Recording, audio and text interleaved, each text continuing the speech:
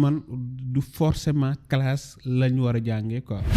Pendant les vacances je croyais à un fait moom mooy sa parent mënuñu la yor pendant l'année scolaire vacances ñu yor la jaay naa même des couches bébé donc oui dama am nañ suñu premier client amuñu woon professeur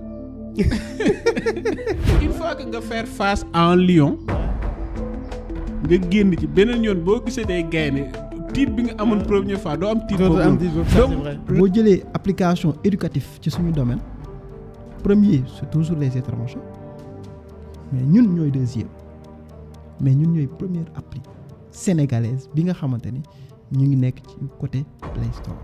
Jàngalma a pu encadrer plus de 5000 élèves. Jàngalma mi ngi disons travailler avec plus de 400 enseignants. alors lan mooy Jàngalma fan la Jàngalma jógee lan la Jàngalma di jëriñ ñan ñoo ko war a jëriñoo aussi dinañ ci ànd ak ñi nga xamante ni ñoo créer plateforme bi waxtaan ci ak ñoom. salut les amis ziar naa leen bu baax a baax dal leen ak jàmm ci seen podcast Wolof Tech bi leen di jox lépp lu jëm ci wàllu informatique ak nouvelle technologie yi maanaam xarala yu bees yi ci kàllaama wolof. alors ba léegi nag ñu ngi ci suñu saison 14 bi nga xamante ni moom lañ jagleel intelligence artificielle. alors mais nag comme ni ñu koy faral di defee saa su nekk ci saison bi dañ ciy dugal ay épisodes yoo xamante ni ay découverte lay doon maanaam dañuy dem xool doomi Sénégalais yi nga xamante ni ñu ngi innover di créer ay mbir yu bees ñu dem seeti leen waxtaan ak ñoom ci li nga xamante ni moom lañ créer mais aussi permettre leen aussi ñu mën a partager ay expérience ak ñi nga xamante ni ay jeunes entrepreneurs leen te di jànkuwante ak problème yu bëri. alors tey nag dañoo ñëw seet si ñi nga xamante ni ñoom ñoo nekk Jàngalma comme vous le voyez dama déplacé wu ñu ñëw ci fi nga xamante ni mooy seen locaux yi ñu seet si entreprise bi nga xamante ni moom moo tudd Jàngalma ñu fas yéene waxtaan ak ñoom ci seen innovation boobu noonu seen produit bi nga xamante ni moom lañ lancé mu tudd Jàngalma. alors lan mooy Jàngalma fan la Jàngalma jógee lan la Jàngalma di jëriñ ñan ñoo ko war a jëriñoo aussi dinañ ci ànd ak ñi nga xamante ni ñoo créer plateforme bi waxtaan ci ak ñoom. alors ki nga xamante ni moo nekk sama droite nag moom mu ngi tudd Moustapha Diop nekk cofondateur Jàngalma Moustapha ziar nañ la bu baax a baax. jërëjëf sëñ Ibrahima mbégte la bu rëy ci ñun. ñu toog tey jii nii war a mën a waxtaanee technologie. parce que dafa nekk loo xamante ni dafa bokk trop. ci lu ñuy def surtout ñun ñu nekk ci wàllum éducation. mais ñun dañuy boole technologie ak éducation. mbégte la bu rëy tey jii nii ñu war a mën a toog. war ci mën a waxtaan ak yéen. macha allah ngeen jëf vraiment merci beaucoup Moustapha en tout cas kontaan naa trop ci li ngeen ma accueillir tey ci seen entreprise bi kala alors beneen cofondateur bi asu mu ngi tudd Madou Dembélé ziar nañ la bu baax a baax dalal ak jàmm ci podcast Wolof Tech. waaw Ibrahima ñu ngi lay delloo ziar di la jaajëfal rek ci sa déplacement bi. xam nañ ni jot amul et que c'est pas facile aussi dire que ñu ngi suivre depuis un bon moment sa initiative et qu'on trouve que ni voilà c'est vraiment quelque chose d'excellent mi ngi jàngal ñu bari donc comme sama collègue ni mu ko waxee rek ñun dañoo bëgg utiliser la technologie pour intégrer ko dans le domaine éducatif. donc loolu mooy suñu liggéey. macha allah non mais c'est hyper important parce que man aussi j'avoue que bi ma découvrir affaire bi on s'est rencontré ci événement bi ADP ma organisé woon tu vois boobu je pense que nekk woon fa mais on s'est rencontré là-bas wan ma application bi ni muy doxee ça m'a vraiment parlé surtout bi ma gisee nag ngeen di dem di mu nekk affaire éducation te ñun aussi mission bi ñuy def nii ci suñu podcast bi c'est éduquer la quoi tu vois fexe ba partager xam-xam bi ba nga xamante ni ñëpp dañ ciy mën a jot donc bi ma ko gisee rek daf ma interpellé directement moo tax je tenais vraiment ñëw waxtaan ak yéen ñu découvrir davantage lan mooy plateforme Jàngalma surtout nag fan la jógee quoi loolu moom intéresse na ma trop quoi. alors donc ñu dem directement donc suñu épisode tey bii ak waa Jàngalma. jaar dafa am solo mën na inspirer ndaw ñi et mën na leen jàngal lu bari loolu moo tax sama première question bi nga xamante ni moom laa bëggoon ñu ñëw mooy fan est-ce que mën ngeen ñu wax tuuti Moustapha ci sa jaar fan nga jàngee sa enfance ak yu demee noonu quoi. dëgg la je pense que man ñi ma gën a xam.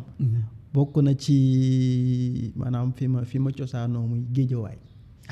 am sama jabar Géejawaay la dëkk. waaw gis nga daanaka man sama enfance ak sama adolescence gépp Géejawaay laa ko defee.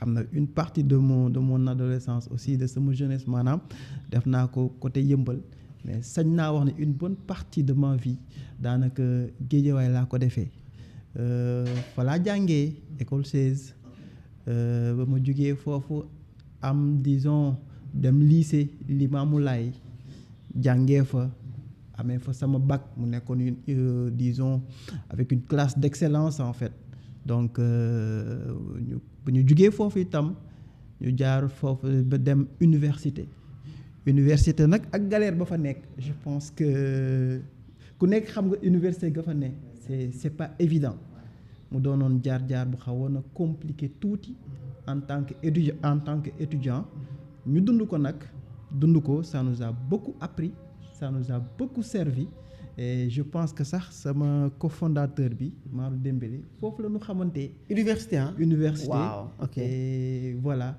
donc ñu jëflante woon ay jëflante yu bari après nag xam nga ñaar ñu bokk jëmukaay xëy na bu ngeen bokkee jëmukaay dina tax par la suite nag ci la idée bi juddoo.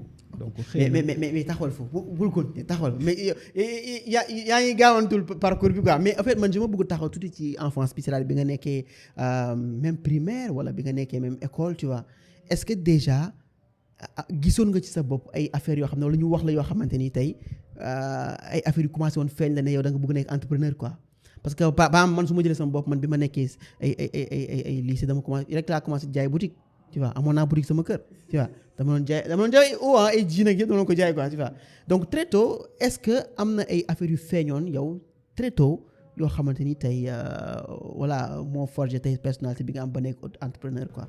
bon xam nga boo seetee boo màggee banlieue nekk banlieue parents def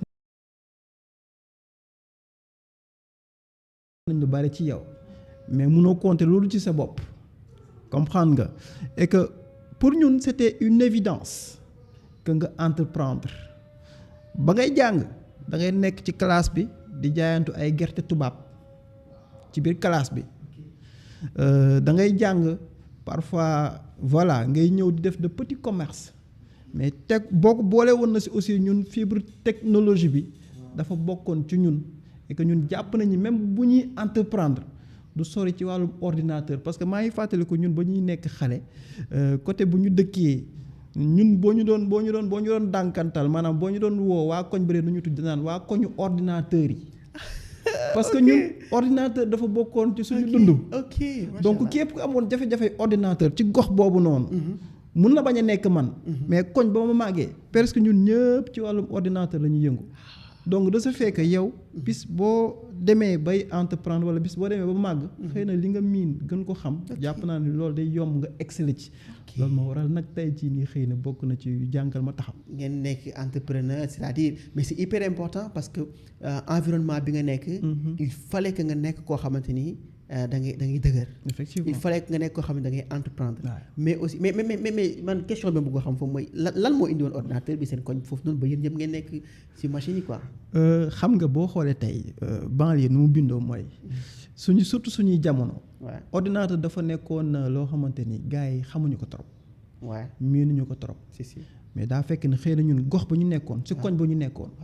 ñun yàlla dafa defoon ñu am chance. teel ko bëgg. ñu amoon suñu koñ nag ay cyber café yu bari côté foofu noonu. donc de ce fait ñun fréquentation ci cyber yi miinoon ordinateur mu taxaw ñun ñëpp nag après ñu yoroon suñu ordinateur maanaam di nekk ci daal. dem nag ba nga xamante ni vraiment dañ ko doon miin trop mu doon lu ñuy foowee yu dem nag ba nga xamante ne nit ñi dañu doon dàqantal waa koñu ordinateur bi am na ñoo xamante ne ñii dañ leen a xamee ci wàllum football ñii dañ leen a xamee ci wàllum def yeneen waaye ñun lu ñu xamee woon mooy ci wàllum ordinateur de passage sax maa ngi jaar di ci nuyu sama gars yi lu mel ni ñoom Zamilo ñoom Mbaye maanaam du mënumaa lim mais macha allah bari nañu mais dafa nekk loo xamante ni daf ñu marqué trop ci suñu enfance et vraiment on n'a pas regretté certes nag enfance bu xawoon na metti la parce qu'il manquait un peu de tout kenn du la wax réalité yu nekkoon ci banlieue et moo tax ma ne la léegi entreprendre ci ku jógee banlieue dafa doon loo xamante ni c'est une évidence juddu fekkoo fa dara lu fa war a nekk yow yaa ko fa war a def donc bokkoon na ci li nga xamante ni moo doon tax tey jii nii ñu exceller ci école bi bokkoon na li nga xamante ni moo taxoon tey jii nii ñu war a exceller ci wàllum suñu liggéey parce que nag doo ko xaar fenn te doo ko yaakaar fenn boo ko deful kenn du ko def soit nga dem nekk ci wàllu beneen pente bu descendante bu baaxul bi wala nga nekk koo xamante ni dafa gëm boppam nekk ci pour mën ci fighting génne ci boppam donc xëy na condition yooyu noonu jàpp naa ni tax na déjà ñun ñu entreprendre pour répondre ci sa question léegi maanaam condition yooyu aussi ñu xam ko miin mbirum technologie dès les premières heures de la technologie disons au Sénégal ñu xam ko miin ko màggaale ak moom jàpp naa ne aussi day évident bu ñuy liggéey wala bu ñuy entreprendre da ngay entreprendre ci loo gën a xam. ci loo te day yomb sax quoi. voilà day yomb quoi mais dinañ ñëwaat léegi ci yow comme ça am na yeneen détails yu bëgg comprendre. ci affaire boobu quoi mais Madou est-ce que yow aussi mën nga ñu wax un peu ci sa parcours fan nga jàngee ak est-ce que bi nga nekkee jeune aussi déjà amour informatique bi duggoon na la tu vois wala ak aussi est-ce que amoon na ay signes yu feeñoon aussi bi nga nekkee xale yu doon wane ne peut-être yow boo màggee di nga entreprendre. waaw bon man sama parcours nag dafa xaw a bari ay étapes. parce que bon maa ngi juddoo Thiaroye. Thiaroye Gare laa juddoo. fa laa defee sama partie primaire. Dans des conditions un peu difficiles parce que ñun côté ñu dëkkoon. c'était des quartiers sensibles banlieue sensible Thiaroye Gare donc fa la ñëpp doon daje te c'était très compliqué mais. On était dans une famille modeste mais suñu parents ils tenaient à ce que qu'on s'en sorte donc man très tôt dañ ma protéger sama yaay dama jéem a protéger donc je n'arrivais pas à m'associer avec environnement bi ma doon dund moo tax tout le temps c'était des combats par-ci par-là et tout et lorsque elle a compris ça elle a très vite voulu m'extirper dans cette zone pour andi ma à Dakar donc à une autre partie dama andi sama benn oncle bu dëkkoon benn tali donc ci la reprendre mes études benn tali ñaari tali donc def naa Bassangumba Issa Kane fa la amee sama Bassangumba école la oui Bassangumba moom mooy Issa Kane bu ma juumul mais Bassangumba nu mu mën a nekk école tur la Bassangumba. waaw Bassangumba lañ ko tuddee woon quoi. non mi ngi ci Grand Dakar bi ci allée Grand Dakar bi la nekk. donc fa la terminer sama partie élémentaire. donc j'étais un élève très brillant nag. voilà moom. mais pas turbulent quoi. Turbulent aussi parce que en fait. moi je fais partie de ceux qui pensent que on comprend mieux dañuy comprendre mieux lu ñu découvrir par ñun c'est-à-dire man. du ma doon genre boo xam ba léegi nii booy toog di ma expliquer mun nga wax ba suba soo nga du ma comprendre faudra que man ma dem jeex ko ba gis ko di doo comprendre donc j'étais un très bon élève un élève brillant donc meilleur élève de l'école jeu concours gëstu j'avais même période boobu gagné woon benn concours rédac boo xamante dañ ko organiser woon niveau national donc j'étais troisième. Donc c'était bien donc j'ai passé des moments agréables partie élémentaire aussi après loolu noonu ñu dem collège Issa Kane là-bas aussi mais sama problème toujours moom mooy du ma mën a toog classe en fait 2 heures de temps ci classe da doon metti ci man parce que lépp lu ñu expliquer du ma ko comprendre mais bu ma toogee jàng ko mën ko. ok donc c'était difficile yow nga toog école. concentré wu sama parcours jàng de l'élémentaire peut-être du ma ko conseiller élèves yi. ba kii donc dama amoon problème ma adapté wu ci classe donc pour man du forcément classe la ñu war a jàngee quoi donc ci laa nekk di jàng. doon football tamit bëggoon football trop bu élèves yi xëyoon dem jàngi man xëy naa dem football yi léegi nag mais temps bi ma doon perdre foofu noonu dama ko doon rattraper ci des cours yi nga xam ne dama ko doon def personnellement ci sama bopp voilà donc ak de grosses ambitions parce que man dama ni woon il faut que ma am bac samay parents amuñu woon trop moyen ma am bac bénéficier bourse excellence dem jàngi ñëwaat créer des choses et par la suite la ñu am BFM dem lycée kii Blaise Diagne def naa fa 2 ans aussi foofu nag la sama jàng commencé yàqu parce que fréquentation bi changé voilà yëfu bad boy yeeg affaire yooyu noonu et tout donc aussi tamit le niveau était très bas donc du pour kii Blaise Diagne dara mais niveau bu ñu fa nekkoon c'était un peu bas. Et ba ma defee premier donc il fallait retourner au Bercail ça trouvait que sama parents yi déménagé waan nañu Guédiawaye et tout. ok voilà après nga dem Guédiawaye. waaw ma dem Guédiawaye. ok nekk ci même koñ que ça. voilà et chance bi ma am bon man ak moom tasewuñ fa nag parce que man une année laa fa def. année bu ma doon def bac série S. ça a été une année très très très difficile parce que voilà le niveau foofu école d'excellence la woon te maa ngi jugoon ci benn. gars yi dañ ko xëcc mu lang.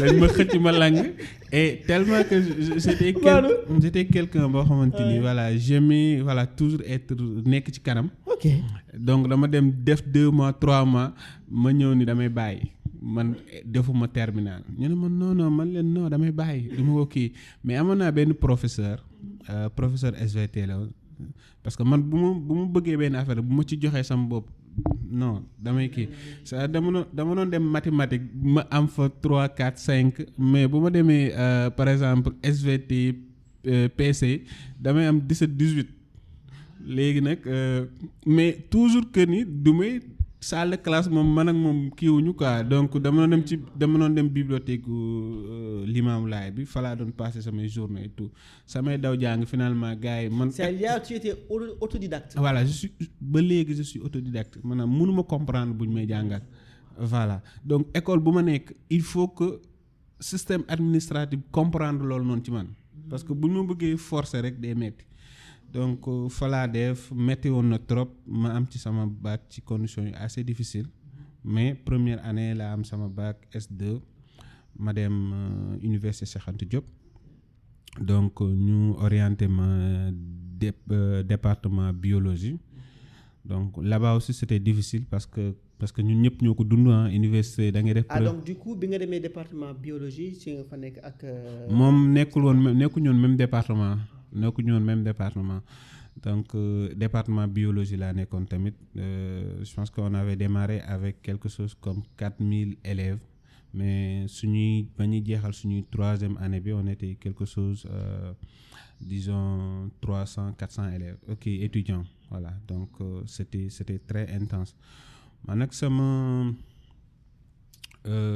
l'entrepreneuriat ak man je pense que c'est inné en fait man dans ma vie même bu ma doon foo ba may nekk xale dama naan man damay am ay employés sama waa kër dañ naan ma bàyyi li nga xam man leen man mënuma doon salarié en fait donc dans la tête très tôt c'était ok donc dire que pendant les vacances je croyais à un fait moom mooy sa parent mënuñu la yor pendant l'année scolaire vacances ñu yor la donc depuis 6e 5e et tout bu ma doon dem vacances dama doon ànd ak maçon yi dem defi oui def naa manœuvre pendant voilà chaque vacances dama ko doon def également dama doon jaay lu bari pour dire que ni jaay naa même des couches bébé donc oui bu ma gisee ni mën na dugal xaalis dama koy jaay def naa jël voilà. mais léegi bàyyi nga ko. non bàyyi naa dama doon dem gis voilà jënd kii bi c'était tellement intéressant da nga doon dem nga jënd kii bi sachet bu mag bi mais boo ko jaayoon paquet boo ko jaayoon doon nga am 1500 2000 francs. dama doon dem jënd Médina ay dàll yóbbu ko aéroport à 3h à 2h du matin parce que en fait les voyageurs qui venaient les étrangers en fait dañ doon ñëw ak ay pièces yoo xam ne duñ koy soxla c'est-à-dire ay 20 centimes 1 euro 2 euros et tout et là ñun bu ñu wàccoon ci aéroport dañ doon présenter dàll yi et tout bon mënoon nga wàcc benn journée 20 000 25 000 et tout police yi ñëw dàq la et tout donc c'était quelque chose qui était inné en moi en fait l'entrepreneuriat et lorsque également j'ai eu ma licence tout de suite j'ai pas voulu bëggumoon continuer sama étude parce que dama doon gis déjà que ni man dama waroon entreprendre très tôt ci quoi domaine boobu noonu ci kii boobu noonu laa gis parce que voilà dama doon seet ku ma doon parce que entrepreneur paresseux là tamit il fallait quelqu'un de plus technique. Moi je suis pas du tout technique. En tout cas le couple va bien après quoi. Voilà. C'est sûr quoi. Voilà, de plus technique que moi et ci laa ko rencontré. Et qu'on a essayé beaucoup de choses jusqu'à ce que ñu lancer jàngal ma. Voilà, c'est ça. Alors mais c'est hyper important jaar-jaar yi ngeen wax nii. Et je pense que tey li ma bëgg a xam fi mu toll nii mooy seen rencontre nan la demee exactement ak naka la seen projet jàngal ma bi juddoo voilà loolu laa bëgg xam Moustapha. man balaa may ñëw si wàllum projet jàngal ma bi sax toujours ci jaar-jaar bi. waaw fàtte na ko wax. waaye ñun bu ñu commencé business xam nga lan la. dañ ko jox xaalis bu mu war a jàngee. maanaam bu mu war a jàngee ci année. ñu jox ko ko. bañ ko joxee. mu waroon a inscrire mu ne damay xaar Moussa comme que yow dëgër nga fit comme man. kañ dem defi opération tabaski. Il fallait pas dire ça si. voilà. non mu jël xaalis bi ñu dem jënd. ci ay xaar. moom dafa bëgg risquer. waaye man damaa bëgg. organisation damaa bëgg di organiser ay gérer relever ay défis. si ñu dem. lu ci gën a garaaw mooy ñu jënd suñu xar yooyu yu ndaw. ah oui. ñëw ci suñu bopp koñ noonu. teg ko fa jaay. bon on peut dire que génn nañ ci génnuñu ci. mooy suñu première expérience ci entrepreneuriat. et y avait beaucoup de risques. y avait énormément de risques. ba dañu naan suba la tabaski ñu amoon ci benn xar bu yooyu bu taw a dem. loolu moo nekkoon suñu vrai problème. xar bi oto sax fël na ko fu ñu taxaw foofu noonu. vous comprenez un peu. c'est juste pour vous dire que en entrepreneuriat y a que des risques. y a que des risques. y a que des risques. peut-être avec l'aide de Dieu. gagné wuñ ci dara waaye nag am nañ ci sañ naa wax ni luñ ci dugaloon génnewoon nañ ko ci. et beneen affaire bi nga xamante ni bu gën a am solo ci li nga wax nii léegi mooy le fait que tey nga nanga ko jël avant sax c'est-à-dire dama koy gis souvent ci entrepreneur yu bëri dañuy toog rek di xaar investissement yow da nga am sa benn 100 000 francs dem jënd ko sa benn téléphone mais di laajtee ne ko mais doo investir yow ma liggéey. alors que je pense que investissement yow ci sa yow yaa war a njëkk investir sa bopp yow balay kenn di la investir. gis nga un peu man ak moom dañ ci doon jote lu bari ba ñuy doog a lancé wu. moom il croyait au fait que dafa gëm bind projet. bind ba mu normal teg et tout. man je crois au fait que non en fait boo bindee sa projet le temps que ngay jot investissement sa projet day obsolète. donc les choses dañ ci dem. gis nga xaar boobu noonu muy wax bon parce que dama waroon a fay master. parce que université publique laa nekkoon ma waroon fay master. toog une année presque jàngu ma nekk di def ay business parce que parents yi imposé ma ni da ngay dem jàngi. man leen bu dee da ngeen bëgg ma jàng le plan était clair da ngeen di fay les 2 années de formation après man li ci des man dinaa gérer sama bopp bañ ma joxee xaalis ma ne ko Moustapha xaalis de jot naa ko essayé ma foog ma business. et pour dire. J'ai commencé l'entrepreneuriat d'une part avec ces premiers investissements yi ñu ma jox. donc ci xaar bi lañ jógee. après sama bopp koñ am na benn cantine bu fa nekkoon. cantine bu sonn saa. léegi xale yi dañ doon romb di sànni xeer et tout di fa saw et tout. maa ngi ànd ak sama benn préféré pour de passage maa ngi koy saluer mi ngi France tey. ma ne ko mais Mamadou. cantine bii nii man daal xalaat naa ci dara ko xaar. ma ñëw woo Moussa ne ko Moussa cantine bi xalaat naa ci dara. mu ne ma lan la. ma ne ko daal lii daal mun naa ko kii ma ne ko ma ñëw laaj ci kan mooy joxe cantine gis benn maire. cantine bi man maa ko yor 7500 laa koy joxe. par mois. ma ne ko maire man de boo ma ko nangoo jox. maire bi ne cantine ma ne ko maire man de boo da ngay engagé wu ni cantine dootoo ko joxaat kenn tànk maa ngi koy soxla. ma ñëw woo Moussa ma ne ko Moussa jël laa cantine mu ne léegi loo ci bëgg a def ma ne ko nañu xool. c'est-à-dire da nga gis opportunité bi. voilà man suis comme ça en fait. mais chaque fois moom on le fait ensemble ma ne ko Moussa cantine bi daal mun après ba ma jëlee cantine pendant 1 mois maa ngi réfléchir lan laa ci war a def. mais nag période boobu nag il se trouvait que Wari mi ngi am. et que suñu zone. amul woon trop. maa ngi yoon cantine ci digg mbedd bi ut maçon mu ñëw yëkkati cantine mi ñu jut ay kii. peinturaat cantine bi ak suñuy loxo. bind ci Wari affaire yooyu noonu. mais les gars yi vous avez beaucoup d'histoires à raconter. et cantine bi tey mi ngi employé 4 personnes. cantine bi est devenu place boo xamante ni boo fa jaaree buñ la waxul toogal doo toog. te yéen ak moom quoi. moom moo ko moom. mais bokkuma ci mais attends mais kon loolu kon benn épisode bu ñu war a defee foofu la.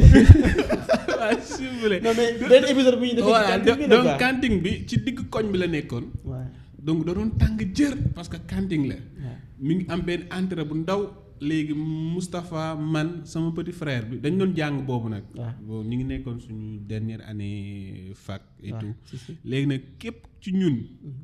bu deful dara rek moom mooy dem toogi ci cantine bi def wari. Imagine un élève boo xamante ni mi ngi un étudiant ba mi ngi licence 3 gars yi daw ci ginnaaw bourse on pouvait se faire 15 000 20 000 francs par jour. donc yéen bourse bi sonal leen quoi. non dañu abandonné bourse parce que Ouais, je te jure, dañoo daw bourse man sama j'ai am naa sama master mais de même que moom mais utiliser wuñ tuñ bourse faale wu ñoon bourse parce que on s'en sortait.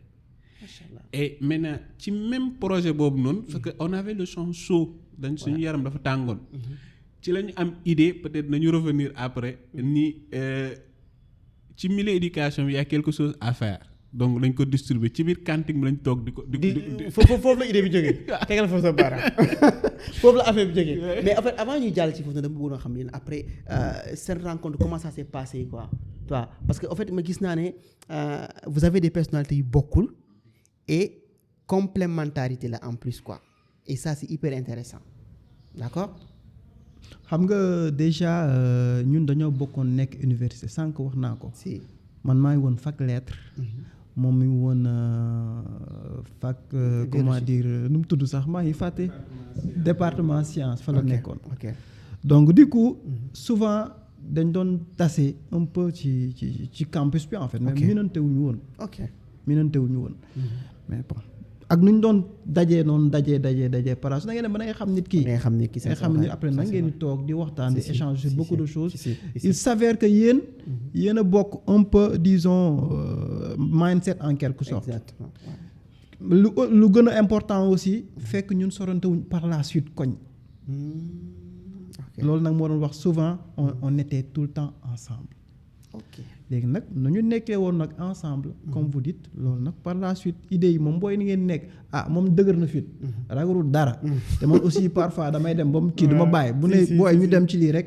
nga ne ko y a pas de souci ma ne ko nu dem. ngeen dem donc du coup tey bi ngeen nekkee ci seen bërëb boobu noonu ngeen créé ci ngeen am idée wu lancer benn ci ngeen détecter benn problème alors comment ça s'est passé ba ngeen détecter problème boobu noonu tu vois affaire éducation yi ngeen intéressé wu ci ak naka la def ba yegg tey si projet bii nii muy jànkal ma. xëy na man am na lu ma ci mën a wax. mais moom aussi day wax am na foo xamante ni mun na ci wax. ok parce que affaire bi dafa am genèse. ok toujours dans le cadre de l'entrepreneuriat.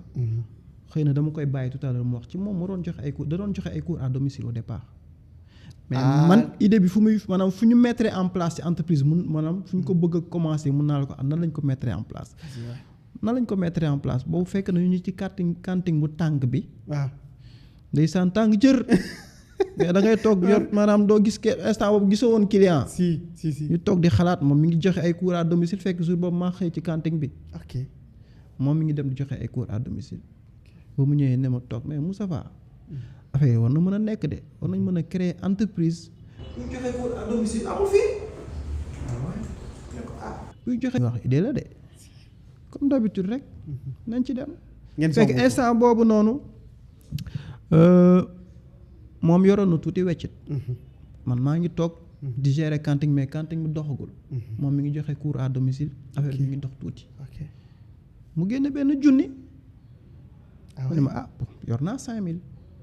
ma ne ko d'accord y a pas de souci man yaa ngi fàttaliku sama jaar-jaaru ordinateur. si ma toog ci biir cantine bi. ordinateur bi may liggéeyee pour wari bi. waaw ma defar ci flyers bu jaar yoon. affiche bu jaar yoon. ok ma ne ko booy nañu defar affiche bi. bu ñu defaree affiche bi ma jox ko. mu dem université. xaw ma ñaata exemplaire la ci tiré. entreprise bi taxaw na 5000 francs. vous voyez donc it is possible c'est possible. ñu dem nag def le tour de Dakar. école man ak moom ñu taxaw ci buntu école bi bu booy génne récréation rek mu taxawee costanale ma costanale booy bu romb da nga jot feuille booy bu romb di nga jot feuille booy bu romb di nga jot feuille noonu daal lañ ko jàppee di joxe feuille wëral école Dakar Ndiaye yëpp yenn école sax da ngay dem bon xam nga gis nañu yaa ngi jox ay mbir ay élèves dañu lay créer problème administration bi quoi. dañ daal jël yenn affiche yi guddi gi bu ñëpp nelawee ñuy dem di afficher suñu bopp maa ngi fàttaliku ndeysaan ça m'a trop marqué ci sama jaar-jaar ñu ngi yoroon suñu benn moto bu ndaw bu sonnoon nag muy dawal ci guddi gi ma ne ci ginnaawam danoo daw may la ba xaaweeku ci moto bi parce que sonn nañ ci affichage bi sonn nañ dañoo daw ba daanu man ko boy ce qu'on va faire nañ dem tëddi ñu dem tëddi tey jii c'est 5 000 francs tax na ici au sein de l'entreprise gën caa néew fukki nit ñu ngi xëy di fi liggéey si tey jii avec ces 5 000 francs tax na plus de 400 professeurs ñu ngi yaakaar ci ñun à la fin du mois parce que ñu ngi leen di fay parce que ñu ngi wër di joxe des cours à domicile fépp ci Sénégal juste pour vous dire que jaar-jaar boobu noonu tey on est en train de vivre un peu disons les résultats de ce jaar-jaar là. mais qu'est-ce que ça vous fait tey soo xoolee fi ngeen jaar ak fi ngeen yegg si tey qu'est-ce que ça te fait.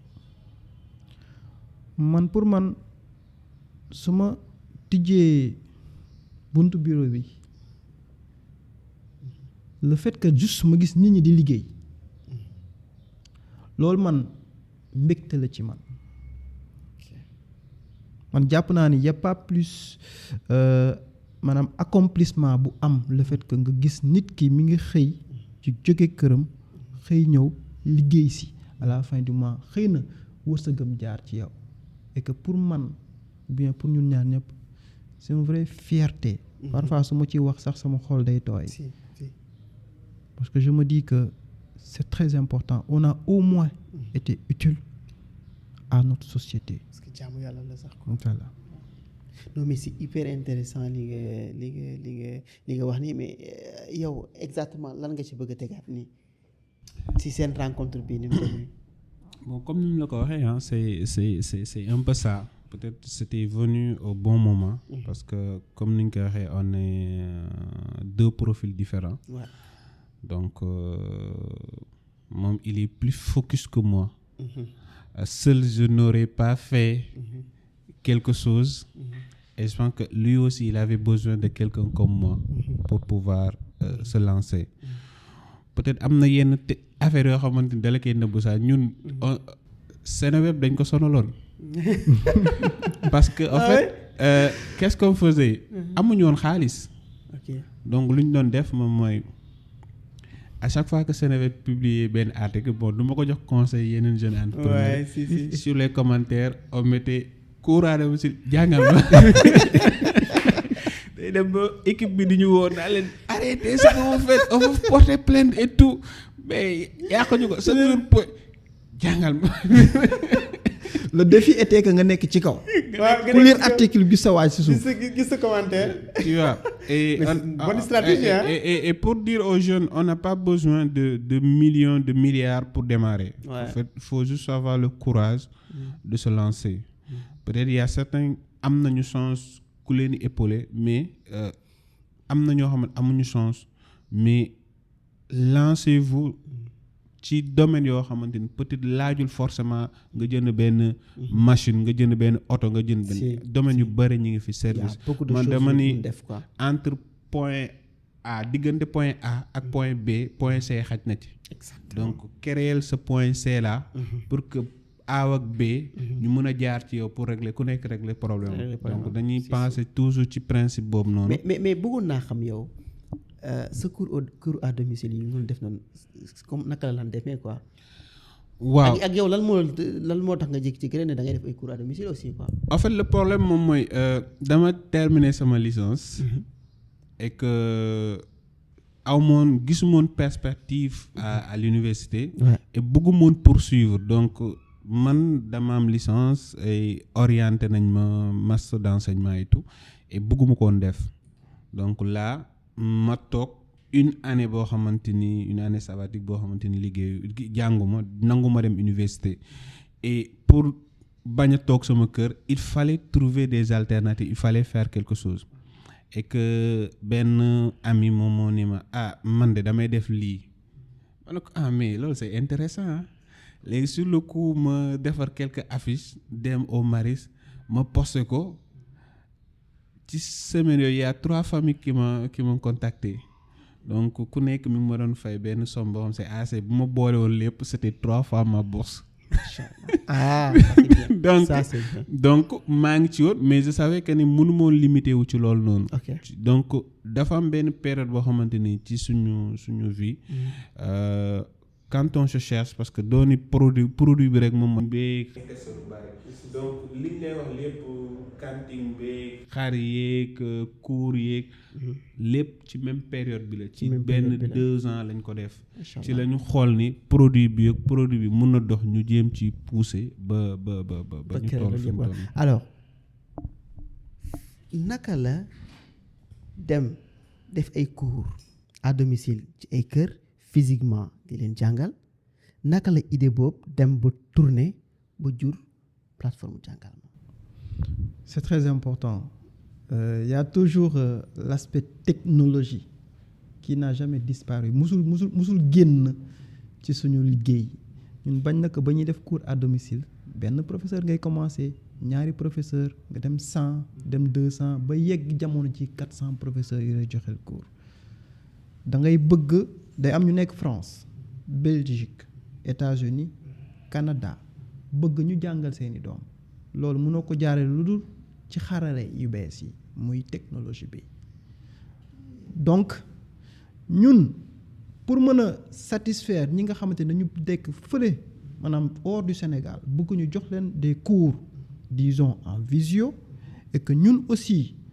professeurs yi fii commencé nañu bari parce que chaque jour pour nga mën a xam ne diw def na fee cours diw def na fële cours et que élève bi mi ngi évoluer wala élève bi évoluer wul loolu mënoo ko téye ci sa bopp il va falloir que nga am une bonne organisation mag technologie bi da koy yombal donc technologie bi dafa mës a bokk ci suñu wàll tey jii juste pour jox la exemple bu ndaw yow bu dee professeur nga bokk ci jàngal comme ni ngay scanner pour jot sa xaalis Wave boo bëggee dem jàngale ji sa classe boo ñëwee maanaam war a commencer ak sa élève da ngay ñëw scanner cours bi tak comme code QR Wave parce que client bi da koy yor nga scanner commencer sa cours boo paree sa cours nga scanner terminer sa cours mooy comme quoi que ni pare naa bu ko defee parent bi fu mu mënti nekk xam na lan la ñu def ak élève am xam na ban heure la prof bi ñëw xam na ban heure la pare ak élève bi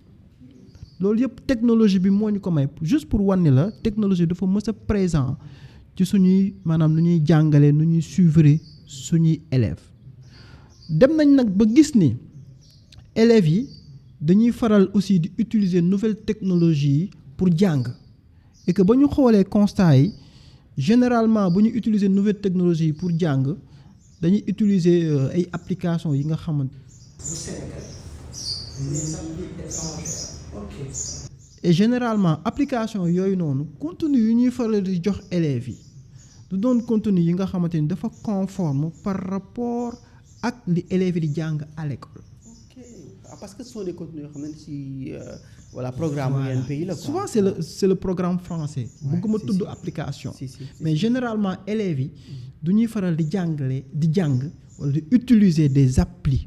man de mën naa ci tudd benn comme genre Encarta Encarta boobu de suñu jamono boobu nekkul woon sa Encarta mais benn genre encyclopédie de woon mais tey jii nii am na application yu sañ naa wax ni ab yu français gis ni leer na ni fii am na lu fi ne booy dañu bëgg a jàng il va falloir que nag ñoom ñu ñëw maanaam on peut dire investir fii nii ñun gis nañu que ni loolu ñoom ñu ngi ñëw mais ñun ñu ngi ci wàll ba pare balaa keneen di ñëw di moom suñu éducation parce que nag on parle de souveraineté généralement quand je parle de souveraineté du may bëgg di wax de manière détendue éducation yar élèves yi xale yi lu ñuy dugal ci seeni bopp surtout ñi nga xamante ne ñoo féetee ndaw loolu du fo du caaxaan moo tax ñun bu ñu comprendre loolu lu ñu njëkk a def mooy xool par rapport ak suñuy professeurs yi fi nekk jël ci ñi nga xamante ni ñoo gën a xarañ ñoo gën a joxe résultat ñu jël programme canevas yu ministère de l'éducation nationale di joxe ñu defaral ñu ci programme ay cours yu mucc ayib ñu defaral élèves yi application ñu ciy mën di jàng li nga xamante ni moom la ñu war a jàng par rapport au programme sénégalais noonu la application bi judd. alors tey si je comprends bien donc application bi c'est-à-dire ba léegi sax je pense am na ay enseignants yoo xam ne dañuy dem sur place di jàngal élèves yi mais ça sera via plateforme bi wala plateforme bi aussi dafa am ay cours yoo xam ne dañ fa nekk élèves yi mën na jàng sans pour autant mu am sax benn enseignant bu ñëw physiquement di ko jàngal. waaw parce que tout à l'heure dama la expliquer un peu fu maanaam technologie bi mosul jóge ci suñu maanaam suñu méthode de procédé. exactement mais ñun ba ñu nekkee ci milieu bi. dañu xam ne élèves dañuy utiliser appli yi pour jàng. si léegi nag ñun cours à domicile yi ñu daan joxe. parfois ñuy def des cours en ligne en visio. loolu bokkul. ok je vois benn volet la. ci jàngal ma soutien scolaire. ok loolu nag bokkul ak dara. application bu élèves yi di jàngee bu ñu créer jagleel ko xale yi. c'est-à-dire cours yëpp ngeen dugal ci biir quoi. léegi nag dañuy jël 6e ba terminal ñoom ñëpp ñu xool li nga xamante ni moom la ñuy jàng ci matière yëpp programme bi ñu intégrer leen ci ay cours boo ko liiree ba pare da ngay def quiz maanaam entraîné wu gannaaw li nga jàng est-ce que min naa mokkal naa ñu defaral leen ko gannaaw ba leen defaree leen ba pare loolu yow kat mën nga def naa depuis une semaine maa ngi jàng mën nga dem defi des quiz maanaam quiz généralisé pour natt sa niveau fu mu toll gannaaw si loolu aussi mën nga accéder à la bibliothèque numérique lire au programme yi ñu ngi foofu noonu et que ñëpp aussi xam nañ ni amuñu connexion ñu dëkk ci milieu rural. ça c'est important bëggoon naa ko souligner laaj la question boobu sax. voilà ci milieu rural bi. ñooñu ñu intégrer leen mode offline ba nga xamante ni boo amul connexion sax gannaaw ba nga télécharger say cours. mën nga jàng utiliser application bi. mais suñu avancée majeure mi ngi nekk intelligence artificielle. bu ñu dugal ci njàngale bi. maa ngi nekk di la présenter li nga xamante ne moo nekk ci application bi si intelligence artificielle bi yow en tant que élève yaa ngi classe leçon bii kat comprendre ko wala prof bi bindal na la leçon comprendre ko tu as besoin d'explication jëlal en photo leçon bi la professeur jàngal tey léegi nag intelligence bi da lay expliquer leçon bi de A à Z de manière plus simple de manière plus disons consommable en quelque sorte donc ñun dañu utiliser intelligence bi fi nekk mais ñu modeler ko selon les maanaam pour élèves yi gën ko mën a utiliser de manière beaucoup plus facile et beaucoup plus responsable bu la neexee au lieu que ngay photo mën nga poser question wax bonjour parce que suñu intelligence chatbot ci biir quoi. du ma ko tuddee chatbot mais dama ko tuddee disons intelligence laa ko tuddee. moom mi ngi tudd ñun Kocc lañ ko tuddee Kocc Barma c'est-à-dire quelqu'un qui sait oui. d'accord dañoo intégrer ñun suñu intelligence dañ ko tuddee Kocc donc Kocc le savant quelqu'un boo xamante ni moom xam na mun na répondre question bu élève bi am di ko poser tey jii nii mun nañ ko mun nga ko poser question ci Wolof Tech mooy lan moom da lay répondre lii de émission temps expliqué mun nga demander benn question de cours boo xamante ni peut-être yow comprendre ko moom da la koy expliquer de manière très simple très facile. te da nga koy laaj ci application. waaw da ngay cliquer nga laaj ko et que mu répondre la. ok mais man question bi ma am envie laajte déjà Sénégalais lambda bi nga xamante ni tey mu ngi këram. naka la mën a def ba am accès ci application bi daf koy télécharger wala si web bi lay dem naka lay def ba am accès ci application bi. donc ñaari version la ñu am donc am na benn site web boo xamante ni dañ ko mettre à disposition ñëpp mun nañoo dugg tey jii mun nga taper sa ordinateur cours.jangalma.net nga accéder ci contenu yëpp aussi mun nga dugg ci comme ni ñuy télécharger WhatsApp. beneen application il suffit juste que nga mettre Jangalma. application bi ñëw nga télécharger ko et là voilà. affaire bi ñëw quoi. ok nga mën a jàng de manière autonome. ok non mais c'est hyper intéressant mais beneen question bi ma la bëgg laaj mooy parce que loolu moo nekk li problème bi gën a bëri ci en général ci application cours en ligne mooy ressources yi alors ressources yi naka ngeen def ba am ressources yi est-ce que ça a été facile parce que je pense que dem ci enseignants yi ñu jox la cours yi xaw ma ban format lañ la koy joxee est-ce que format dañ la koy jox wala da nga dem jël kay élèves yi recopier waat ko est-ce que tey ministère aussi d'accord na ne loolu c'est homologué laa ko mën a wax est-ce que si tu vois alors naka ngeen dundee affaire yi noonu yëpp et lan moo ci nekkoon. pour man ce qui fait suñu force suñu contenu la pourquoi man la ce qui fait suñu force suñu contenu la xam nga ñun pourquoi je peux dire que ñu am un contenu de qualité suñu réseau de professeurs bi dafa important ëpp nañu presque 400 professeurs ñu ngi fépp léegi nag professeurs yooyu di joxe des cours à domicile di suivre ay élèves am na ñi nga xamante ni ñun dañoo am ranking xam nañu les meilleurs professeurs ci la ñu sélectionner un pôle jël les meilleurs professeurs ñu jël canevas bi ministère de l'éducation nationale joxe parce que nag du ñuy faral di joxe ne la cours bi nii la non dañuy joxe canevas prof bu nekk defar ci coursam bu ñu jëlee canevas bi jël professeurs yi sur la base de ce canevas là ñoom ñu élaborer ñu ay cours yu consommable yu mucc ayib application ba ñu ko lancé février 2024 la février 2025 ñu ngi am plus de 150 000 téléchargements 150 000 téléchargements c'est énorme fayu ñu publicité élèves yi ñoo ci doon waxtaan seen biir mu doon loo xamante ni bouche à oreille la. mais application c'était payante.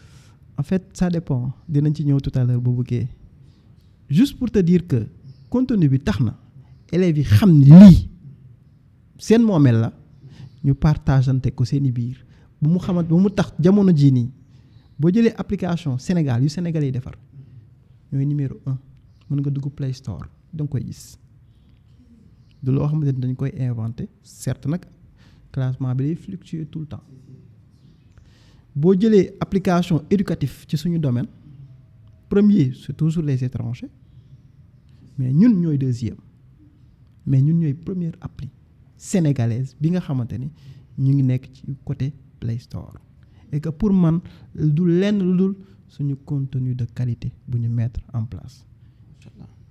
non mais ça c'est hyper intéressant et là loolu mu may yóbbu sax ci beneen question boo xamante ni c'est je pense que am na solo aussi te nit ñu bëri war nañ ci mën a jàng mooy lan moo nekkoon problème yi nga xamante ni moo gën a compliqué ci parcours boobu noonu quoi c'est-à-dire entre defar application bi déployer ko voilà professeurs yi fii ça a mis combien de temps ak lan moo nekkoon aussi jafe-jafe yi.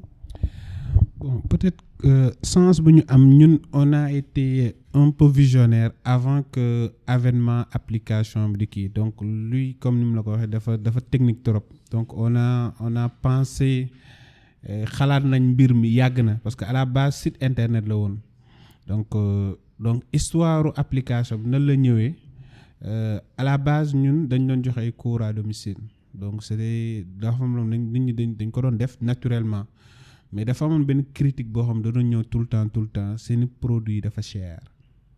produit dafa cher. waaw maanaam cours à domicile dafa cher. du ñëpp ko mën a fay. ok je vois. accessible ci ñëpp. je vois. maintenant xam nga rek boo jeune et que tout yaa ngi am kii ñu ne mais bu dee dafa cher pourquoi pas ñu defar benn site boo xamante ni booy mën nañ ci am contenu bi yëpp jàng quoi. exactement. donc petit à petit ak suñu mais professeur. booy bu ñu ci amee contenu bi yëpp jàng mais du gratuit xam nga dañuy moyen benn. non à la base c'était gratuit. ah oui. à la base c'était gratuit et ñun on aura voulu ba léegi tey bu ñu amoon appui bu war application bi duñ ko jaay ce sera gratuit. non appui boobu dinañ ci ñëw léegi. voilà léegi qu'est-ce qu'on a fait ñu commencé di regrouper des contenus nànk-nànk di kii professeur avec des cours des fois da ngay wax ak professeur négocier ak moom. voilà c'est un peu compliqué. regrouper contenu bi moom moo nekkul li gën a difficile. parce que c'est pas facile d'avoir des contenus de qualité conformes au programme sénégalais. donc suñu plus grande difficulté ci processus moom mooy regrouper le contenu bi ñuy mettre ci application et moo nekk tey suñu plus grande force. tey on a eu des mastodontes yoo xamante ni ils ont voulu acheter parce que lu ñu bëggoon jënd mooy base de données bi nag on a mis des années à regrouper base de données boobu noonu. tey base de données boobu nag moom la ñu utiliser ci suñu application moom moo tax peut-être mën nañoo am ñu ñuy xëccantal ci domaine bi. mais day metti trop ñu accéder fu ñu ni parce que dañoo jël beaucoup de temps. am base de données boobu. base de données ba dinañ base de données mooy or léegi ah. voilà c'est base de données cours bi ñu yor. moom moo énorme da nga gis ku defar application def classe terminale classe sixième et tout mais regrouper toutes les classes.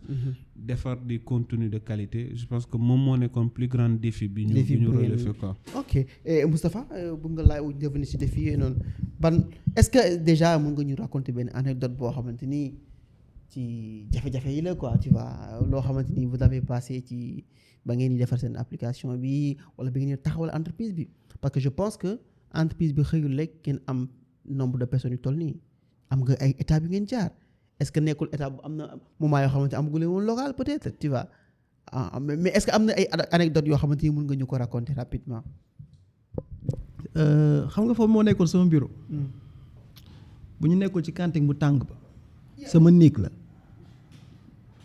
xam nga nu mu nekkee woon sama néeg mooy man nag xëy na peut-être sañ naa wax ni xawoon naa xaw a mën a wax tuuti. surtout ci wàllum français bi man nag maa yoroon téléphone bi sama néeg walla ci comment dire ci cantine ba donc ñun jàngal ma tàmbali nañ ko lu yàgg amuñu local pour te dire que affaire yi dafa metti woon trop man parfois li may gën a maanaam li nga xamante ni daf may gën a marqué mooy bu weer di waaj a dee c'est le problème de tous les entrepreneurs da ngay xool weer bi kat ñaata lañ dugal ci xaalis gis ni 10 millions dugg na waaye kat professeurs yi ñaata lañ liggéey nga xool ni xalaat ni 15 millions lañ liggéey ñun chaque fin du mois défi de tout entrepreneur mooy est-ce que tu es suffisamment rentable pour mën a fay loolu bokk na ci li nga xamante ne daf ñuy sonal maanaam dañ koy dund au quotidien mu doon loo xamante ne dafa jafe trop donc pour man ce sont des choses qui me marquent chaque fin du mois nga war a xalaat xam nga nit ki day xalaat moom bu weer bi deewee moom lu muy fayee ko exactement si waaye ñun bu weer bi deewee mooy naa fay sama collaborateur yëpp ba pare su ma fayee nag sama collaborateur yëpp nag bu boobaa su ma tëddee damay nelaw. exactement ça c'est vrai donc mais je pense que même problème boobu noonu bëri na ci Sénégal entrepreneur yu bëri dañuy am problème boobu noonu c'est-à-dire voilà am benn fonds boo xam ne dañ leen mën a permettre ñu mën a di fay seen salaire à temps bëri na man start-up man depuis 2019 ma commencé podcast bi bëri na ay initiatives yoo xamante ni invité naa leen parce que souvent damay def après 1 année 2 ans après ma waat leen téléphone ne leen fan la seen affaire yi toll mais plus souvent da ngay dégg ñu ne non après daanu na parce que on n'a pas en fait muñ ba sonn dañoo xoox ñu bàyyi.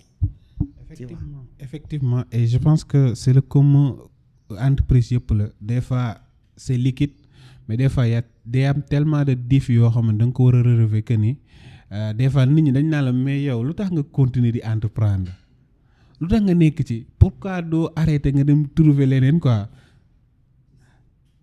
tey jii nii mii moom on a d'autres activités d'autres sources de revenus day metti nga jël sa xaalis du ko ci dugal avant nga ñëw sànq sax ci lañ leen wax tout le temps sa bébé la da nga koy bëgg de telle sorte que doo bëgg mu gaañu doo bëgg dara jot ko difficulté yi nag day ñëw mais yow da nga koy dund maintenant damay revenir juste am na omettre na ko benn anecdote la tamit et pour comprendre un peu li ma doon wax sànq mooy ñun commencé nañ jàngal ma on a yi am nañ suñu premier client amuñu woon professeur amuñu woon professeur. Ah oui? Il m'appelle ndi boy am na benn client bu bëgg de waaw mais moom semaine bi yëpp la bëgg chaque jour ci semaine bi ñu ne ko chaque jour ci semaine bi ñu ne ko waaw. bon man bu ma disponible loolu dinaa ko mën a def mais boobu je fais autre chose. waaw ko mais chaque jour ci semaine bi loolu day bëri léegi il fallait que ñu négocier ak client bi. pour mu wàññi nombre de jours bi. ok je pense que jour même bi la. tey mu wàññi nombre de jours wàññi li ni fay aussi. quand même waaw parce que ñu mën ko seet. Ouais. donc le jour même la ñu rencontrer quelqu'un. professeur quoi. waaw un professeur. jéem a signer moom contrat bi jéem ko expliquer bu demee na la war a comporter woo et tout. ok ànd ak moom ci kër client bi discuter tout ak voilà ak costume yu nga dañ doon solo ak yooyu noonu pour wane ni voilà. je vois si. Signer le contrat et tout. et lorsqu'on a ba ñu signer contrat boobu noonu lañ ne parce que dañoo rester pendant des mois amuñu client. ñu signer dem nañ ba xàdde mais ñu signer contrat boobu noonu chèque bi ñëw. ñu ne waaw. donc c'est possible. mun nañ ko def. donc chèque bi ñaata la wax. bàyyi noonu. mais la ko daa entrepreneur lu ñu wax woo xaalis quoi. non mais c'était pas grand chose. c'était pas grand chose bariwul woon.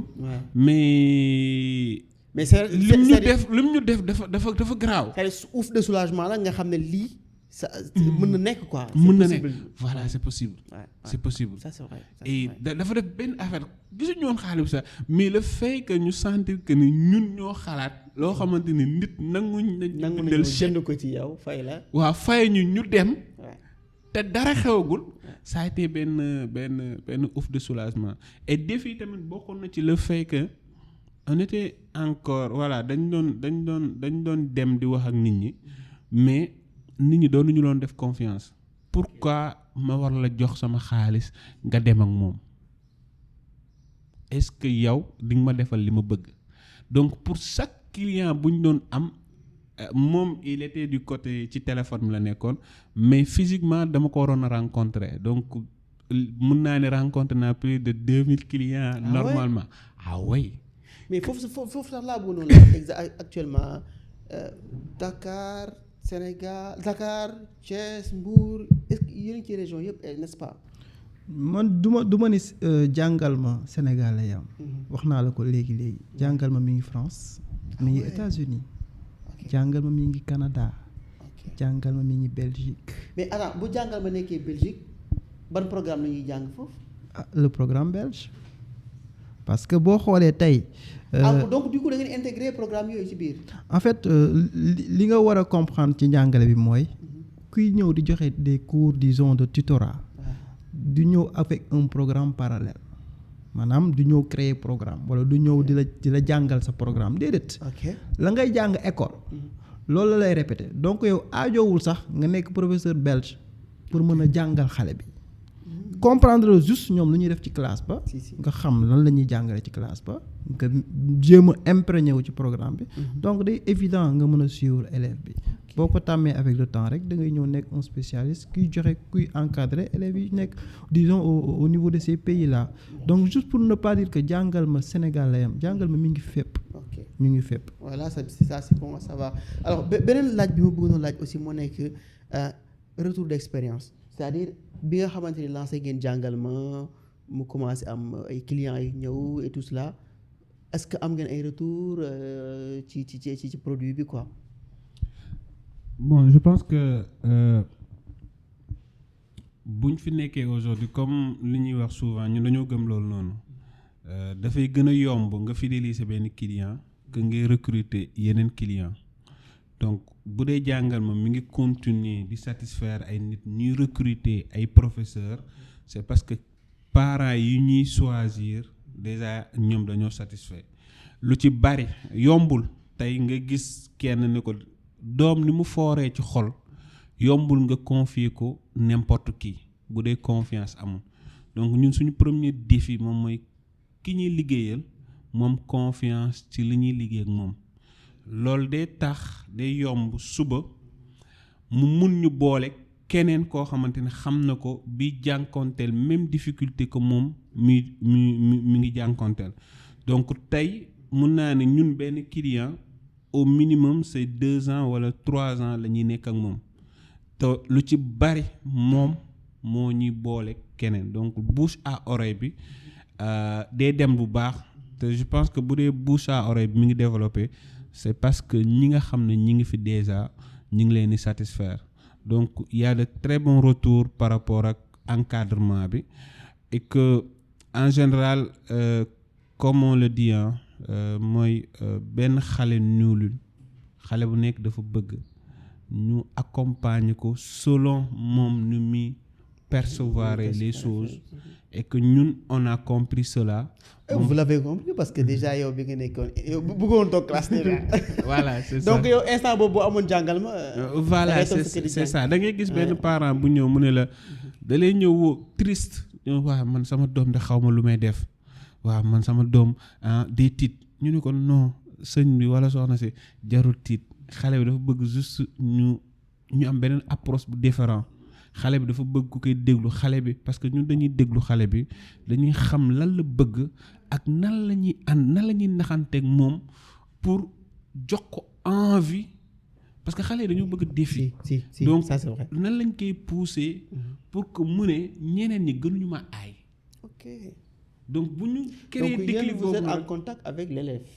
oui parce que suñu liggéey lu ci bari mi ngi lay wax équipe de 10 personnes mooy dañuy yor ay conseil clientèle yoo xamante ni des pédagogues yoo xamante ni ñoom ñi ngi fii et à tout moment lépp loo xamante ni bilan la rapport la ñun ñu koy envoyé dañ koy étudier pour xool lan mooy lan nan lañ koy améliorer pour que xale bi mun ci gis boppam et progresser. ok non mais c'est bon je pense que c'est hyper important benn point bi nga xamante ni dinañ ci ñëw léegi nag mooy problème de accompagnement yi est-ce que bi ngeen sumbee projet bi nii da ngeen dem ay seen ay fonds propres wala vous avez eu accompagnement ñu leen accompagner accompagnement boobu nan la demee exactement yéen aussi est-ce que bi nga xamante ni am ngeen flamme bi déjà bi ngeen nekkee jeune amoon ngeen affaire bi mu woon ci yéen ngeen nekk entrepreneur est-ce que après da ngeen gën a jàngiwaat dolliwaat ci pour mun a accès tey fi ngeen accès parce que tey voilà macha allah yéen a ngi am seen bureau bu baax tu vois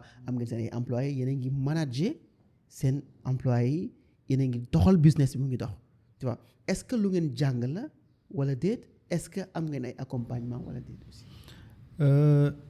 ñaari question nga posé mooy accompagnement bi beneen question mooy est-ce que ñun maanaam jàngiwaat nañ pour mën a manager damay tontu ci li nga xamante ni mooy question bu mu mujjee léegi gis nga pour mën a gérer entreprise ñëpp nag mën nañoo entreprendre sama cofondateur bi moom jàpp na ni ñëpp mënuñu entreprendre waaye man dama jàpp ni ñëpp mën nañu am idée de business jéem ko doxal waaye nag pour mën a pérenniser une entreprise il faut de bons managers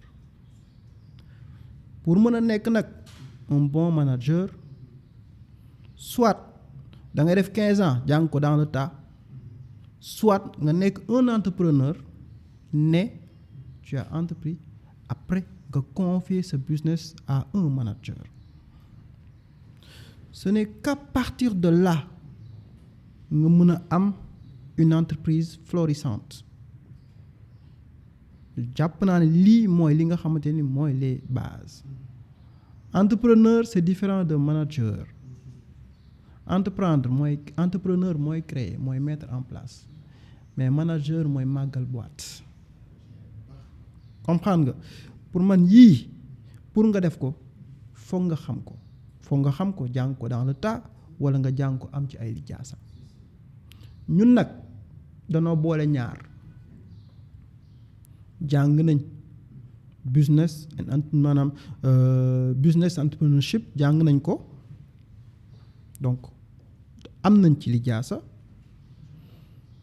ba ñu commencé jàngal mag léegi ëpp na fukki at donc min nañ bu baax terrain bi on sait un peu comment ça se passe kenn mënuñ ci certes dañuy jàng bés bu nekk lu bees waaye ci suñu domaine sañ naa wax ni xëy na nit mënuñ ci wax luñ ci xamul parce que am nañ lu bari luñ ci xam.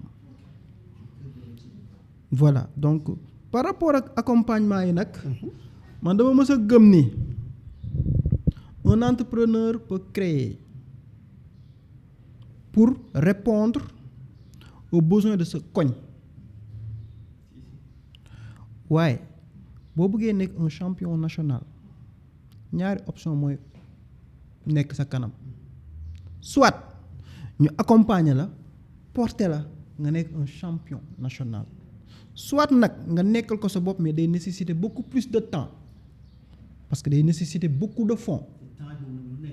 voilà temps boobu lu nekk xaj na ci comme ni nga koy waxee mun sa entreprise mun na daanu yow si boobu mun nga ko bañ a fekkee léegi nag pour aller beaucoup plus rapidement lu simple tu as besoin d'accompagnement de mel ni fii ci Sénégal am na ay DER am na ay ADPM am na ñeneen ak ñeneen pour yéen ngeen accéder ci structure yi pour am ay financement.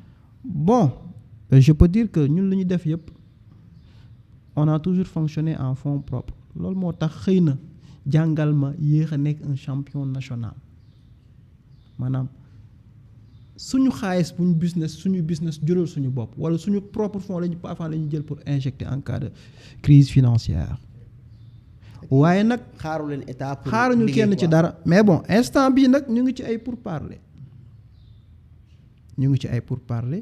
comme lu mel ni agence su ADPM ñu ngi jàppale nag ci lu bari foog ñu wax ko ñu ngi ciy jàppale ci lu bari donc fu mu toll nii am na yu concrétiser wulgul ñu ngi xaar mais comme je dis rek ñun xaaruñu ci ay financement xaaruñu ci ay accompagnement pour nekk ci yooyu day ñëw fekk ñu ci te bu ñu fekkee nag day tax bu boobaa ñu mën a teewal Sénégal maanaam bis bu ñu état wala ku mu mënti doon jëlee teg ci benn baaraam boobaa dañuy nekk un ambassadeur et boobaa suñu impact day gën a important ñun tey mbégte la ci man moo toog wax ni jàngal ma a pu encadrer plus de 5000 élèves franchement c'est mbégte la ci man ma mën a wax ni jàngal ma mi ngi à l'international mbégte la ci man ma mën a wax ni jàngal ma mi ngi waaj a dem présence physique au niveau de la Mauritanie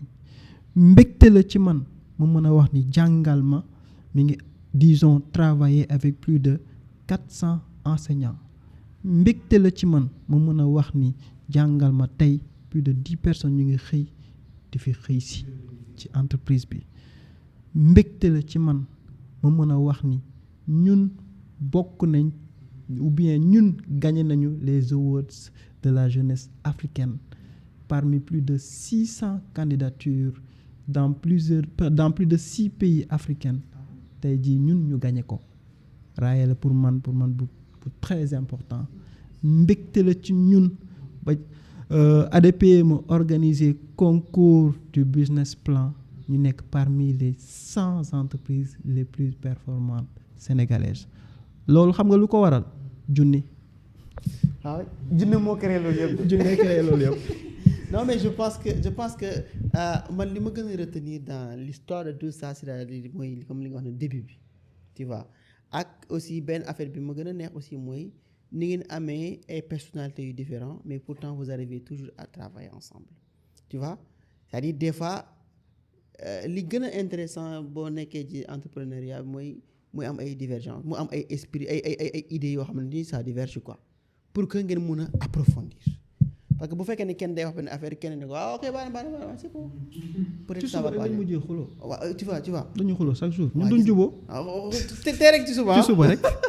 tu vois donc du coup moi je pense que ça c'est hyper important parce que dans la construction parce que vous allez faire des choses yoo xamante ni ça sera vraiment en profondeur quoi da ngeen di creuser à tout moment mais doo leen limité wu et je pense que tey bokk na ci caractères yi nga xamante ni tey entrepreneurs yi war nañ ko très tôt commencer développer ci ñoom tu vois ba bañ a refuter critique bi ñu bëri nag dañ leen di critiquer rek ñu foog ne non c'est la fin du monde tu vois alors que critique yi mën nga ko jëlee de manière positive pour que mu nekk loo xam ne da lay construire quoi alors léegi nag pratiquement def nañ presque 1 heure et quelques tu vois. ça passe vite. gars yi nee nañ ne luy duuf ci nag bi xajul ci cin bi tu vois mais tey jii nii lan ngeen bëgg wax Sénégalais yi en termes de li ngeen jàng ci loolu noonu yëpp quoi ci création entreprise bi ak fi ngeen toll ni tey ban message ngeen bëgg lancer à tous les jeunes entrepreneurs yi nga xamante ni tey ñu ñuy déglu ñoo xamante ni tey bëgg nañ am comme li ngeen am nii commencé foo xamante ni ci suuf la woon tey ngeen yegg si foo xamante ni yéen a ngi doxal seen business quoi te di ñaan yàlla nag mu gën a avancer ci kanam loolu mooy première question bi beneen bi mooy fexe jéem a xam lan moo nekk le next step lan la.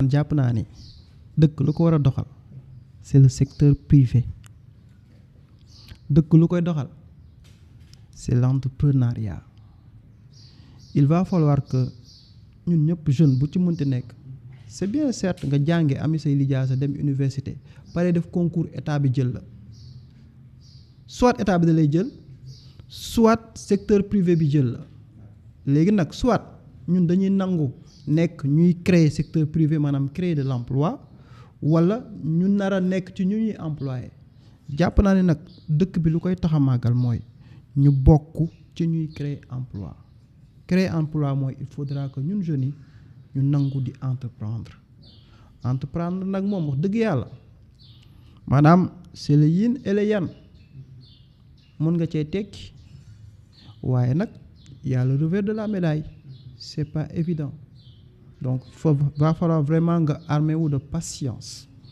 il va falloir que nga vraiment déterminant il va falloir aussi nga audacieux mais ci kaw audacieux bi nga def il va falloir que aussi nga vigilant parce que 1 franc bi ngay dépenser war nga xam foo koy dugal ñun am na ci yu bari yu ñu jaar ba ñuy entreprendre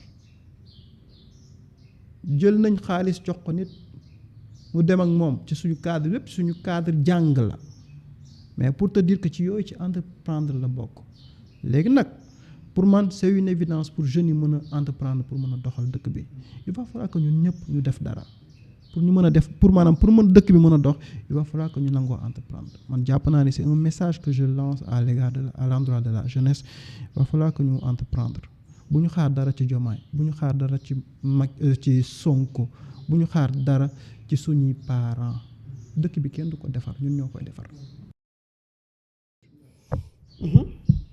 Bon, je pense que awma grand chose bu ma ci ajouter mooy juste que dire que y a pas un moment idéal pour commencer donc il faudra s'y mettre et apprendre ses erreurs et avancer certes c'est bon nga def business plan lii wëg laa mais tant que nekkoo ci mënoo xam non yow moom comprendre naa yow tu es dans le feu de l'action quoi. Voilà c'est-à-dire mu ngi mel ni ba nga rombee kees bi rek da nga ne dama koy jël. voilà nga jël teg xaaraale xaar la ci def quoi. c'est ça en fait parce que en fait mënoo prévoir en fait en termes d'entrepreneuriat mënoo prévoir te des fois mën nga calculer teg et tout mais le fond ça se passe pas comme ça mën nga jàpp ni butéelu ndox mi dama koy jëndee 100 francs ma jëndee micro bii nii 5000 francs mais au fond du demee noonu et bu nekkee da nga am benn calcul bu très très logique bu amee benn dérapage rek mun na yàq sa lépp donc gis nga bëgg nga demal apprendre dans le tas et que voilà après lu yàlla def de toute façon erreur yi ngay def yëpp moom moo lay forger ñun commencé nañ dem jëndi ay xar ça nous a donné lu jox nañu courage que ni non parce que à l'époque voilà 1 million du voilà ay kii du dara la en fait nga ñeme jël valeur bu toll noonu dugal ko ci dara te xaalis boobu waru woon dugg foofu noonu le fait que nga def ko dafa am benn sa adrénaline day maanaam daa am benn affaire boobu da koy dagg dootoo ko ragale te en fait c'est-à-dire une fois que nga faire face à un lion nga génn ci beneen yoon boo gisatee gaynde tiit bi nga amoon première fois doo am tiit boobu donc loolu lay conseiller jeune bi tous ceux qui veulent entreprendre parce que comme dañoo am divergence côté boobu noonu n'attendez pas bu leen xaar le moment idéal bu leen xaar un investissement da ngay gis booy bu am projet di xaar investissement 1 an 2 ans ba finalement projet bi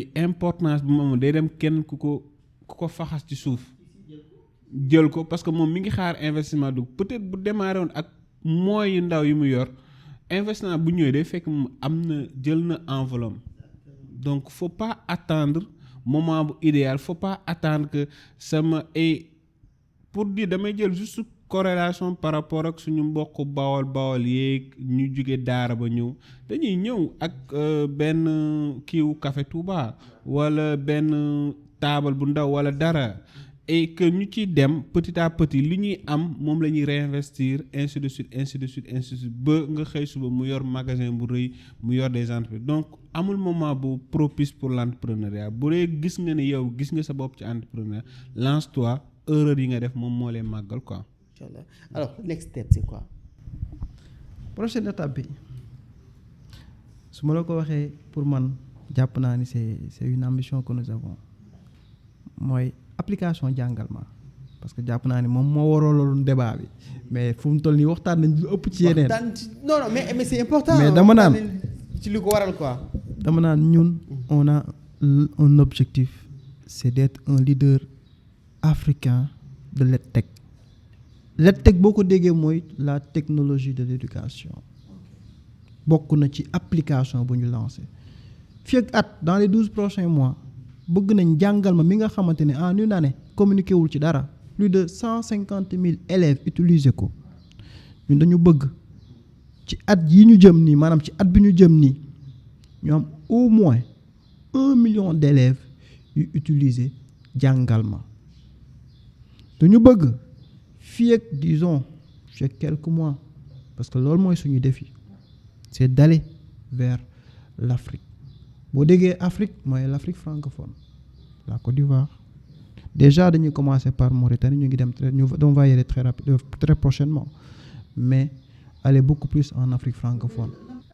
tey boo jëlee benn réew bu mel ni Mali foo xamante ni y a la guerre souvent élèves yi dinañ am problème pour déplacer wu sax dem école jàngi ils restent à la maison parce qu'il y a la peur. Avec ces genres de plateformes là ils peuvent ne pas être déconnectés avec classe bi quoi ils peuvent rester à la maison di jàng tey boo xoolee RDC ils ont le même problème il y a la guerre là-bas tu vois Congo tu vois et je pense que je pense que tey déployer ci pays yi nga xamante il y a la guerre ça sera beaucoup plus relevant beaucoup plus intéressant pour élèves yooyu noonu que déployer ko par exemple foo xamante ni foofu y a pas la guerre les gars mën nañ dem école wala mën nañ dem et là je pense que sax ci période Covid-19 bi aussi il y avait le même souci tu vois parce que beaucoup d'élèves mënuñ doon dem école et je pense que am na pays yoo xamante ni sax ils avaient recours à la radio pour transmettre éducation bi et cours yi. xam nga jàng xam nga lu ko créé maanaam fu mu commencé benn doomu buur damay fa bañ a juum benn doomu monarque dañ doon jàngal mais jàngale bi ci këram la commencé bu ñu gisee ni kat jàng bi vraiment dox na ci la ñuy jël di commencer dajale xale yëpp généraliser ko jàng bi doon lu ñu généraliser ci lu ñuy dajale mais jàng bi ci benn la commencé balaa muy nekk général donc jàng ci kër la commencé donc juste pour vous dire pour man jàng ci kër du mës a dee jàngale du mës a dee que nit ñi di lekk que nit ñi di bañ a lekk que nit ñi nekk ci guerre que nit ñi bañ a nekk ci guerre xale yi duñu jóg ci jàng dañuy dajaloo wala ñuy ñëw ci kër gi jàngal ma nag ñun nu ñuy fonctionner suñu application que nga nekk ci école ba que nga bañ a nekk ci école ba di nga mën a jàng parce que nag wax dëgg yàlla offrir nañ élèves yi offrir nañ tout un chacun am possibilité jàng. si donc alors je pense que émission bi du muy gën a dem xam naa ne sax fi mu toll nii gars yi sonn nañ ñu ngi ñaata 1h25 mais en fait émission bi du muy gën a dem may gën a am ay questions yu ma bëgg poser non mais parce que maa ngi bëgg a laaj fi mu toll nii mooy contenu yi élèves yi di jàng yéen tey au Sénégal comme contenu boobu moom ngeen di jël di ko dugal ci plateforme bi parce que contenu moom moo nekk moom la ministère ki ne moom lay war a jàng réellement mais est-ce que contenu boobu yéen tey vous êtes convaincu que ne contenu boobu noonu moo baax pour élèves yi est-ce que war nañ ko réadapté waat tu vois par rapport ak besoin bi nga xamante ni parce que àdduna day dox léegi ñu ngi wax affaire intelligence artificielle est-ce que yooyu waruñ ko dugal ci programme yi parce que comme yéen bon man ça fait des années xamatuma sax lañ ñuy jàngale primaire mais yéen comme yéen a ngi ci biir am ngeen benn visibilité 360 degrés ci domaine boobu noonu est-ce que yaakaar ngeen ne contenu bi état Sénégal war na ko mën a améliorer. bon ñun ñi ci domaine éducation bi bon suñu vocation dans un premier temps nekkul ni il faudra changer le contenu ou bien ne pas le changer mais c'est de permettre que contenu bu ñu teg élèves yi mun ko assimiler et que ñu mun a progresser ci seen jàng maintenant toutefois suñu gis-gis bopp la ñu am moom mooy que ni pour ñun éducation bi dafa dense il y a beaucoup de choses yu ñuy jàngal booy tey réellement soxlawuñ ko donc li ñuy wax xale bi tey soxlawul parce que l'information tey dafa accessible avant ba ñuy jàng pour que nga xam dara da ngay soxla aujourd'hui moom moo koy jàng ni la lii mooy lii te aujourd'hui information bu ci bari élève xam na ko am na ko accessible ci moom tey élève bi soxlawul nga ne ko en quelle année fut créé le royaume du Cayor et tout parce que day demander téléphone am wax ko donc il ne stocke plus l'information ci boppam donc aujourd'hui dafa doon baax ñu gën a dem ci l'essentiel et de préparer xale yi ñu mën a utiliser les outils qui sont là pour aller beaucoup plus vite man je pense que université am na benn parcours bu ma benn matière bu ma def bu intéressant bu ñu tuddee woon technique de recherche xaw ma nag nan la ñu amee idée boobu noonu intégrer ko ci programme bi mais c'était très très très très intéressant technique de recherche donc on nous apprenait nan la ñuy def bu ñu bëggee xam dara nan lañ koy jeexalee suñu bopp ba am ko donc pour man tey lu ci bari loo xamante ni ñu ngi koy jàngal xale yi on soxlatuñ di leen bombarder ak des informations mais outiller leen de telle sorte que ñoom nañu mën a dem à la recherche de l'information que ce soit du primaire du collège du lycée comme de l'université outillons booy pour que ñoom ñu mun a dem à la quête de l'information non seulement jàng bi dina gën a qualitatif et dina gën a rapide pour xale yi. ok voilà. ok je vois alors am na loo ci bëgg sànni ci loolu. man juste que dama jàpp ni ça urge et c'est une évidence que xale yi ñu am une éducation numérique noonu laa ko mën a tuddee éducation numérique mooy lan tey da ngay xool li xew ci TikTok bi. waay. Tu te dis les gens ne sont pas préparés li xew ci TikTok bi lu ci gën a bari mag ñi naa une très mauvaise utilisation de TikTok lu waral lool mooy on n'a pas une éducation numérique un État qui sait lire en principe dafa war a anticiper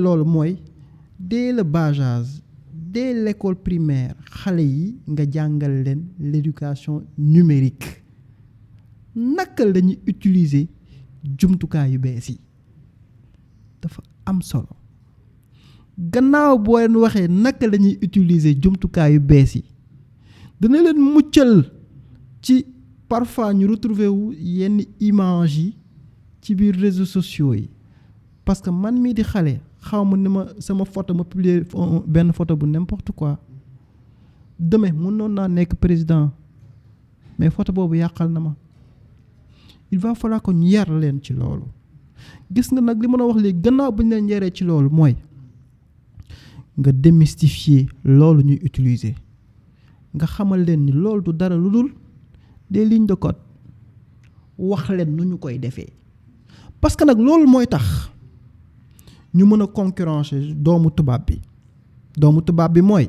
doomu chinois bi doomu américain bi ñoom dañ leen di tàggat ci loolu ci ba ñuy nekk ndaw mais ñun fii balaa ngay waxi développement application développement web il va falloir que nga am bac ba pare nekk magum jëm xale nag ngir nga bëgg ko def expert maanaam nit ngir nga bëgg ko def expert wala mu doon ku nga xamante ne day doon ku xam-xamam màcc trop ci wàll wi il va falloir que ba mu nekkee xale ba mu nekkee ndaw nga teel ko tàggat ci loolu nag pour loolu mooy man je milite pour vraiment ñu am li nga xamante ni mooy une éducation numérique.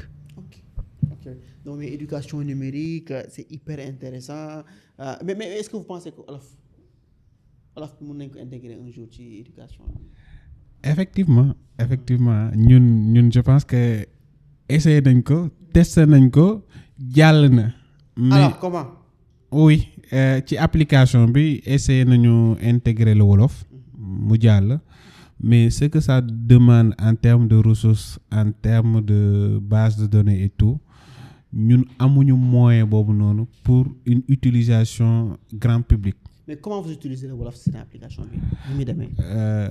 Bon en fait aujourd'hui dañuy permettre que apprenant bi parce que ñun dañoo gëm que ni l'apprentissage day gën a intéressant bu dee nit ki mi ngi jàngee ci li mu nàmp donc ba ñu développé suñu chat bi on a beaucoup travaillé je pense que moo ñu gën a jëlal temps pour permettre que tey élève bi mun a interagir ak suñu outil bi ci langue wolof parce que l'objectif moom mooy ci langue yu ñuy gën a olof séeréer pulaar et tout mais dañ ko démarré woon ci olof ba ñu testé olof bi ba affaire bi jàll serveur bi moo njëkk a tëb parce que attanu ko et que voilà ressources yu muy laaj également parce que il faudra comprendre que l'intelligence artificielle aussi c'est pas gratuite day demander ay ressources te ressources yooyu noonu boo ko naree imputer ci élèves apprenants yi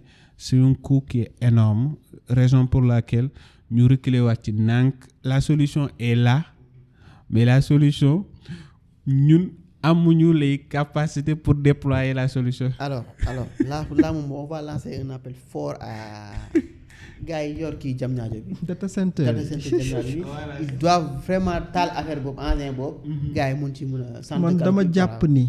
waaw puissance de calcul bi ñu mun man je suis sénégalais xale laa dama bëgg a comprendre li ma sama professeur jàngal tey ma posé coach lan mooy racine carrée de 1 nga am une voix bien sénégalaise avec un accent sénégalais mu ne la maa ngi lay jaajëfal ci sa laaj boo déggee racine carrée de 1 mooy maanaam cette voix te répond en wolof kooku compréhension du doon benn mukk par rapport à quelque chose qui utilise koo xamante ne day utiliser des moyens d'apprentissage disons classiques testé nañu ko gis nañu ça marche par contre dafa am lu mu laaj comme ni ko sama cofondateur waxee lu mu laaj nag mooy ça demande des moyens techniques que ñun à notre disposition mënuñu ko am ça demande également des moyens financiers parce que l'intelligence tamit dafa laaj koppar gu bari donc loolu nag ngir ñu mën ko doxal tant que 2 éléments yooyu noonu réunirul wax dëgg yàlla projet bi def nañ ko ba pare dañ ko mettre fu mu toll nii en stand-by mais on espère que d'ici quelque temps dinañ ko reprendre. En tout cas l'appel est lancé. non mais dinañ ko reprendre et je serai hyper content de revenir fii nii waxtaanaat ci affaire bi ci fonctionnalité. Inch'Allah tu vois et franchement man kontaan naa trop tey ñëw fii nii découvrir application jàngal ma bi découvrir entreprise bi. tu vois xam naa nag dinañ fi ñëwaat benn yoon pour fekk fii gars yi tu vois tout le monde tu vois. Inch'Allah. voilà mais tey week-end bi la donc du coup moo tax kenn nekk bi donc du coup franchement kontaan nañ trop franchement ci li ngeen ñu invité ci seen entreprise bi ñu waxtaan ci jàngal ma donc je pense que découvrir ngeen lan mooy jàngal ma alors lan mooy sa mot de la fin. dëgg yàlla mot de la fin bon là je pense que c'est bon. lépp lu ma waroon wax naa ko. lan mooy sa mot de la fin bi moom mooy di la remercier encore une fois yombul nga déplacé wu ñëw fekk ci suñuy bureau et tout def entretien bi ak ñun. Je pense que aujourd'hui on a besoin dañoo soxla ay initiative pareil au lieu que nit ñi di waxtaan ci kii moo def loo xamante ni amul benn apport ci société bi ci ay futilité am ñoo xamante ni tey dañuy fësal parce que tey lii boo ko fësalee am na benn jeune boo xamante ni mi ngi toog de son côté peut-être voilà amoon na envie entreprendre peut-être lii mun na ko motiver pour mu def daal je pense que yaa ngi motiver xale yu bari te di nga continuer di motiver et c'est un plus booy apporter société bi je pense que ay initiatives yu ñu war a appuyer la yu ñu war a accompagner la pourquoi pas suba mu génn ci suñuy télé yi parce que li fi génn moom lii moo ko ëpp solo donc di la ci jaajëfal et que comme ni nga ko waxee rek on espère que dinañu gisewaat et que véritablement dina fekk voilà def bis bi quoi en tout cas merci beaucoup et que bon vent ci initiative bi en tout cas li mu wax je vous félicite vraiment ci concept bi moi je ma jàpp ni gis nga comme son nom l'indique jàngal ma ñu dañu war a jàngalaat suñu société ci naka ñun débat télé yi dañu koy utiliser souvent pour leneen lu mel ni politique à 90% télé ci loolu rek la ñuy waxtaanee jàpp naa nag bu ñu bëggee am un pays prospère certes il va falloir que ñu xam la chose politique nu ñu ko yoree waaye jàpp naa ne liy tax dëkk bi naa dëgg mooy débat yu mel nii parce que débat yu mel nii jàpp naa ne xale wala ku mu mënti doon même bu dee 1 minute la dina am lu mu mën a def ci nit ki dina am njeexintal ci nit ki lu mel nii dañu ko war a di fulandi maanaam di ko gën a yaatal pour man dafa nekk loo xamante ne war nañ la ci encourager war nañ la ci féliciter et que ñun c'est vraiment mbégte bu màgg bu ñu am tey jii nii ñu toog di waxtaan ak yow échange ci suñu lu ñu xam mais également di xamle suñuy jaar-jaar tout en espérant que suñu jaar-jaar dina am benn nit bu mu war a mën a impacter. jërëjëf vraiment. non man mii déjà j'ai beaucoup appris déjà seen jaar-jaar bi tu vois parce que des fois da ngay bëgg créer sa entreprise man mii passé naa ci affaire yu bëri mais dama teel a